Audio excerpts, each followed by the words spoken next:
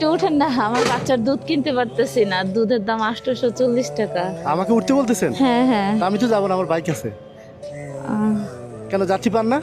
না, যাত্রী পাইতেছি না সকাল থেকে। তা আপনি ওরে নিয়ে সবসময় রিক্সা চালান? হ্যাঁ, সব সময়? সব সময় চালাই। কত, ওর বয়স কত থেকে শুরু করছেন?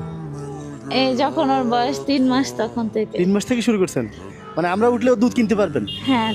তাহলে তো উঠতেই পারি। জি আসেন। কেন, সকাল থেকে ভাড়া পান নাই? না, সকাল থেকে ভাড়া পাইনি। তো ওরে নিয়ে কিভাবে চালান আপনি? এই যে এক হাতে ধরে রাখি কষ্ট করে, আরেক এই সারাদিন ও এখানে থাকে? হ্যাঁ। তো কেন, ওর বাবা কোথায়? ওর বাবা চলে গেছে পালায়া। কোথায়? পালায়া চলে গেছে, অনেক টাকা ঋণ করে পালায়া চলে গেছে। আচ্ছা, আপনাকে কোথায় দেখছি লাগে? এই রাস্তায় দেখছেন? না না না, কোনো ভিডিওতে আপনি কি আসছে? আপনার কেউ ভিডিও করছে? হ্যাঁ, একজন ভিডিও করছিল। আচ্ছা আচ্ছা, এই জন্যই ওনার একটা ভিডিও দেখছি, ওকে নিয়ে দেখছি আপনি অনেক কান্নাকাটি করতেছিলেন ও দুধের টাকার জন্য। হ্যাঁ, জি। ও আচ্ছা আচ্ছা। 880 টাকা দিয়ে 840 টাকা মনে দুধের দাম হ্যাঁ। বলে কান্না করছিলেন। আচ্ছা আচ্ছা। ও, আপনি সে তা আপনি এখানে এই এলাকায় থাকেন? না, আমি মিরপুরে থাকি, মিরপুর 12।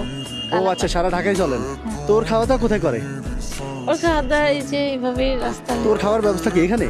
হ্যাঁ, দেখি দেখি কি এখানে। এই যে এখন পানি রাখছি। আচ্ছা, এমনি কি আছে? এমনিতে এই যে আচ্ছা, ওই টিস্যু আছে। হুম, আচ্ছা আচ্ছা, ওর জামা কাপড় না? হ্যাঁ। তো খাবার কি খাবে? খাবারের ব্যবস্থা তো দেখি না। ও কি রোজা রাখছে নাকি? না, তাহলে ও কি খাবে? একটা বিস্কুট রাখছিলাম। তো ও বিস্কুট খাওয়ার বয়স হয়েছে? কত বয়স? 6 মাস। তো 6 মাসে কি বিস্কুট খাবে ও? খাওয়াই মাঝে মধ্যে, কারণ পেট বেশি খারাপ হয় না? লাগে।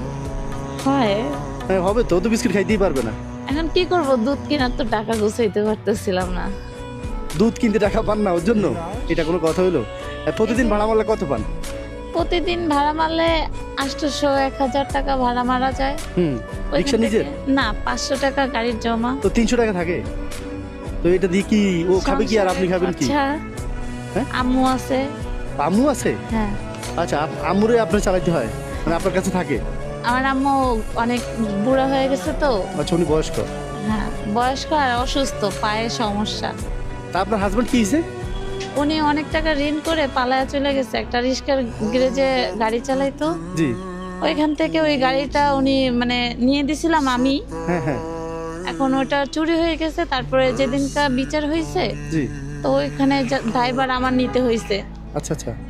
এখন উনি তার 2 দিন পরেই চলে গেছে পালায়া। রিক্সা কি সত্যি হারাইছে না উনি বিক্রি করছে?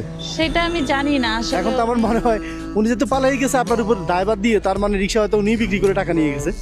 সেটা তো আমি জানি এখন এটা ঋণ আপনি শোধ করেন? এটা ঋণ বলছে 1 মাসের ভিতরে আমাকে শোধ করতে। ওটা ঋণ কত? 70,000 টাকা ওনারা দাবি করছে। 8,000 টাকা ছিল, 8,000 টাকা ক্যাশ দেওয়া হয়েছে, আরো 60,000 টাকা। তো 1 মাস আপনি কিভাবে দিবেন? আপনি তো নিজে বাচ্চার জন্য দুধ কিনতে পারেন না, 60,000 টাকা কিভাবে দিবেন?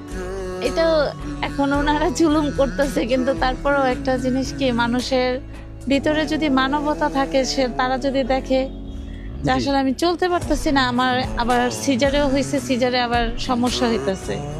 ও সিজারে হয়েছে? হ্যাঁ, তো 6 মাসে আপনি কতদিন থেকে রিক্সা চালান? রিক্সা চালাইতেছি 3-4 মাস ধরে। তো মানে ও হওয়ার 3 মাস পর থেকেই তো সিজার, তো আপনি রেস্ট করতে হবে 6 মাস মিনিমাম।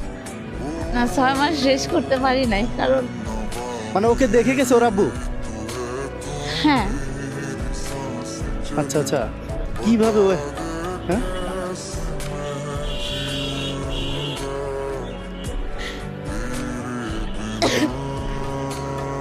যেদিনকে থুয়ে চলে গেছে সেদিনকেও সারাদিন না খাইছিলাম। তুমি জানো তোমার আম্মু কত কষ্ট করে তোমার জন্য? মনে থাকবে বড় হয়ে?